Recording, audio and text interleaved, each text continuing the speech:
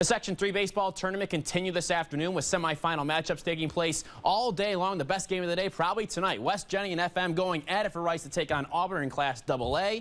Top six, 2 outs, 2-1 Wildcats though. 2 on for FM. Mike Holcraft rips a clutch single. 2 runs come around to score. So FM takes a 3-2 lead. They're excited. Everyone's pumped up.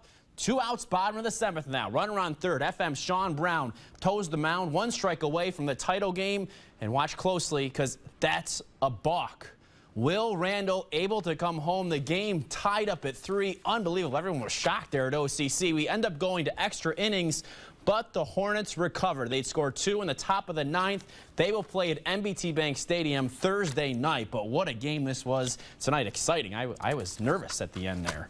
Moving on now, CBA taking on New Hartford in Class A. The sky's a little bluer as the sun was up then. 5-1 brothers in the 5th. Ben Phelps here, an RBI ground out. That's always a nice thing to have for New Hartford. That makes it 5-2. CBA pitcher Tim Perrette still in trouble in that inning, though. Spartans load the bases. With 2 outs, Brian Verbickus gives it a ride to right center. Mike Trazzolini, a huge catch, saves so many runs with that one. Top of the 6th now, CBA takes advantage. Webb Little takes that jet stream out of the park. The 2-run homer makes it 7-2. The brothers heading to the Section 3 final.